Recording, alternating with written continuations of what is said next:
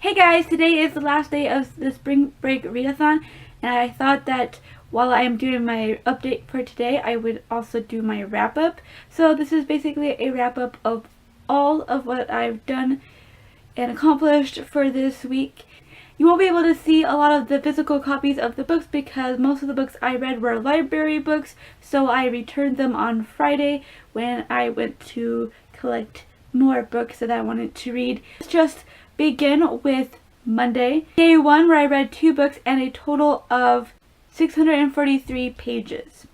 So the first book I read was It's Kind of a Funny Story by Ned Vizzini, and this book is about a young man who is in this very top-notch high school that's very demanding, and he's starting to feel the pressure of it all on top of him, and it's making him go a little bit weird for him, and he's just going through this downward spiral of depression, and all he can think about is killing himself.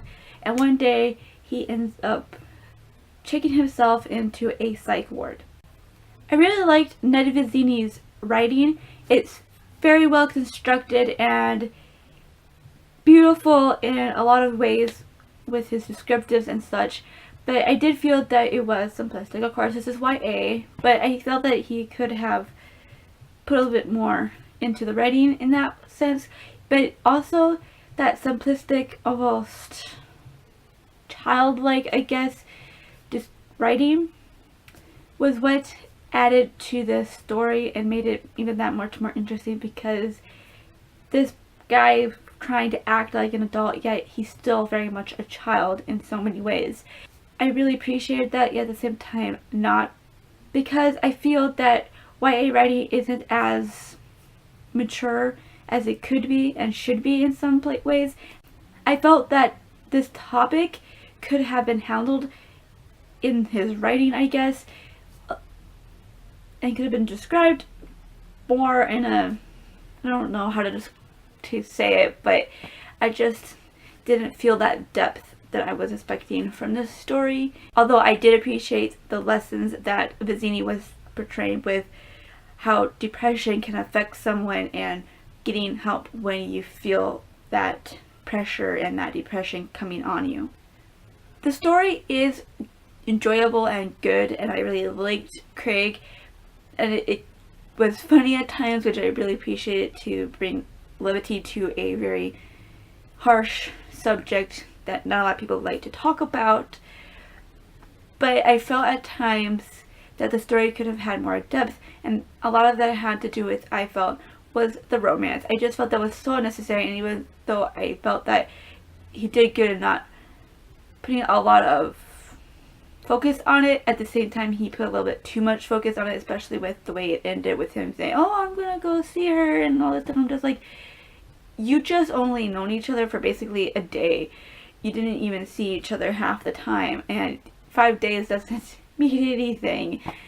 Basically, you guys are just friends, and yet he's like talking about how he likes her so much. I mean, it's not love or anything, but I just felt like there was this romance that was so unnecessary, and that took away from what this story was really about, which was depression and trying to overcome that. And the reason why I really liked this story was because Ned Vizzini was in a psych ward 5 days before he actually started writing this book, and I felt like I was seeing his experience through Craig's eyes, and that I felt made me feel connected to the author.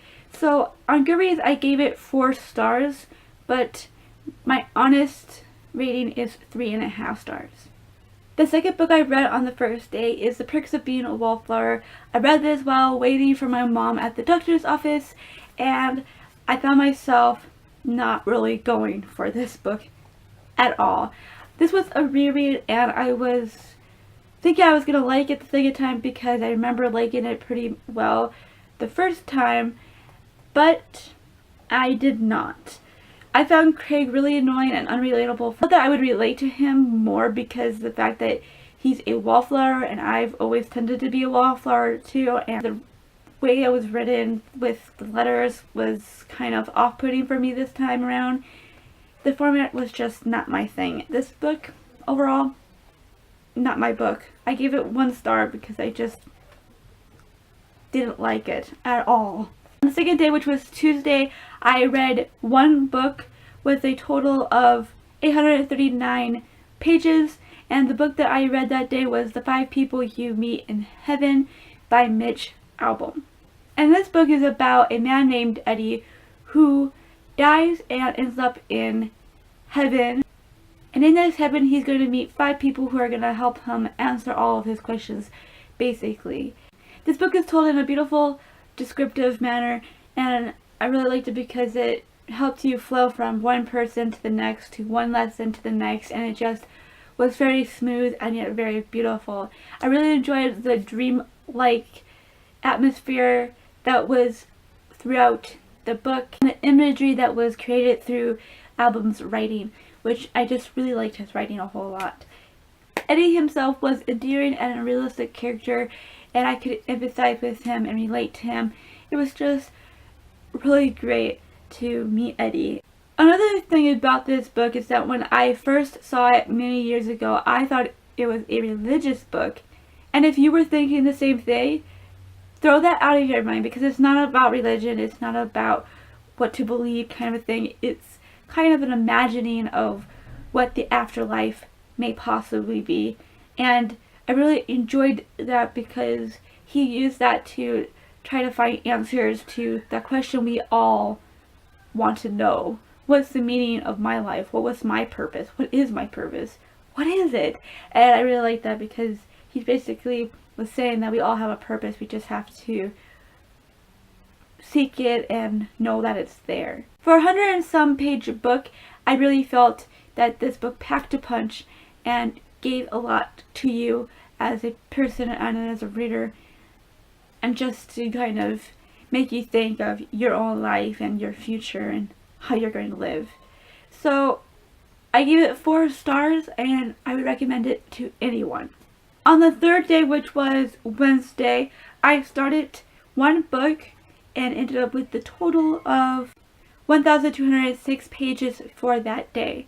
And then on the 4th day, which was Thursday, I finished that book and ended up with the total of 1,643 pages. The book that I started on Wednesday and finished on Thursday was A Casual Vacancy by J.K. Rowling, and I'm really glad that I got this cover and not the hardback cover, because I really did like that cover. And this one features like the town, the roofs of the town, and it feels more like it relates to the story, whereas even after reading it, I still don't get it, other than the fact that the X and the box could be for voting.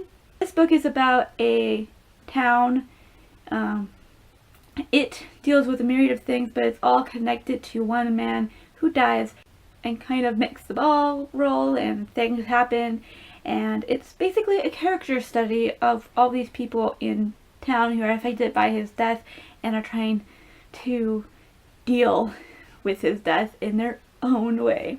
As a note, because when this book first came out and reviews started coming out and people were all upset, like I just didn't really get it, because they're like, oh, it was nothing like her writing in Harry Potter, oh, it's just not her, or blah blah blah blah blah. And I was really frustrated with that, because I haven't read all of Harry Potter, but even if I had read all of it, I still would feel this way, because I don't believe in this. I do not believe in that an author should only write one way, or should only write in whatever genre they began in. Like with J.K. Rowling, she began in YA, she wrote a whole series, a whole 7-book series in YA. Does not mean that she should only write in YA, nor should she have to write about Harry Potter for the rest of her dang life.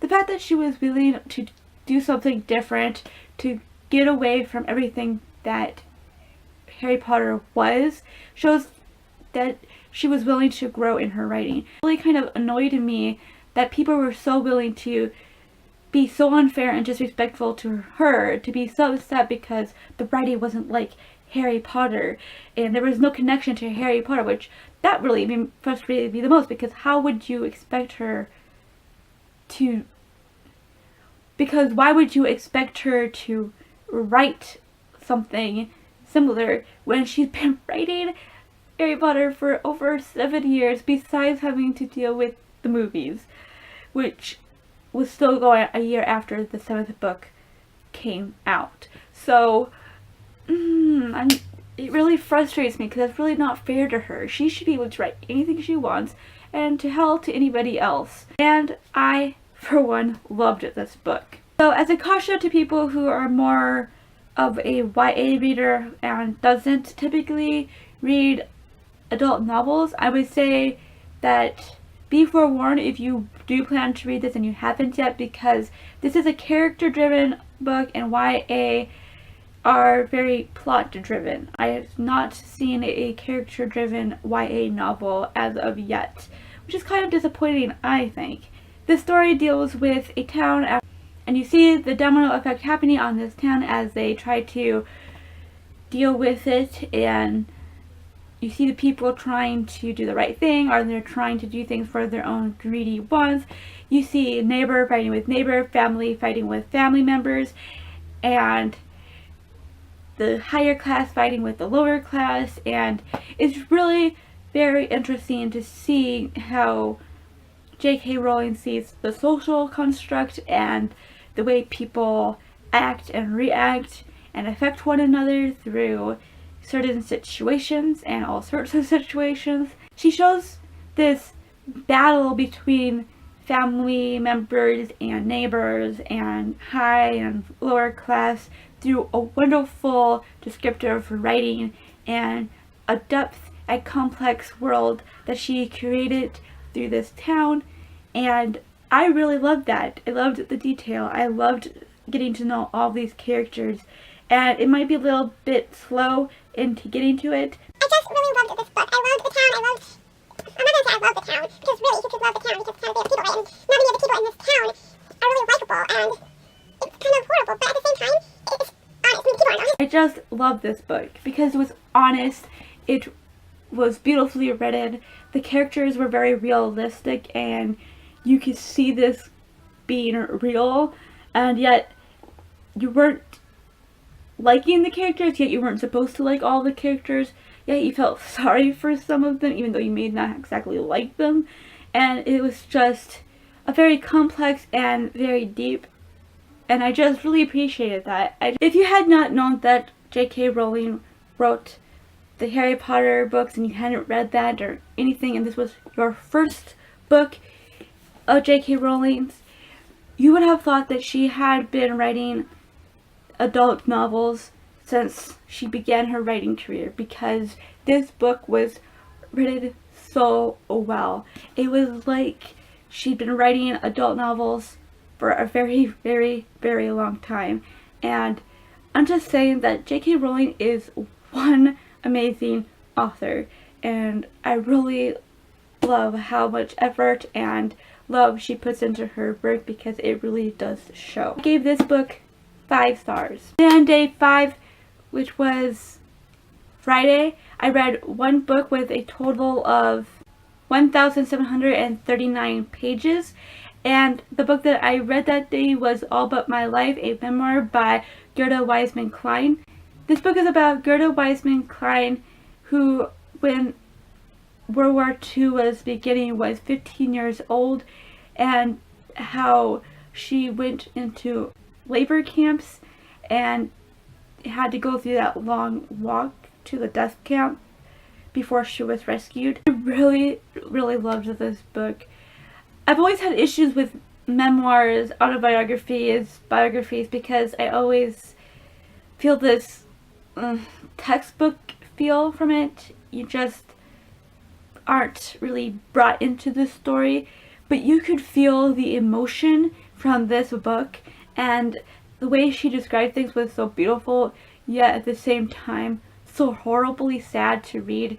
It was all done really beautifully. It was very inspirational. I just feel that everybody should at least read this once, because everybody knows about Anne Frank, but I just feel that not a lot of people know about her. I gave this one 5 stars. Then on Saturday, which was the 6th day, I didn't read anything because, as I mentioned in the update before this one, I wasn't planning to read anything that day, and I didn't.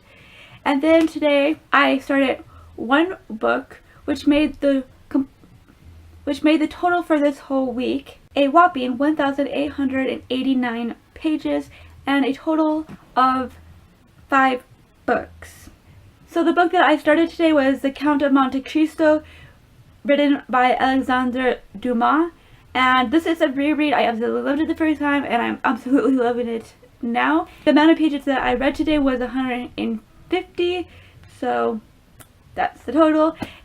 And I really loved doing this readathon, and it was a lot of fun to participate in. It really helped it cutting down some of the books that I was needing to read and getting done the library books that were getting very close to being due. So that was it. That was my readathon. I think I did pretty well for myself. And if you participated in this one, tell me down below how you did. And thank you guys so much for watching. I will see you tomorrow where I'll be doing a tag. And I will see you then.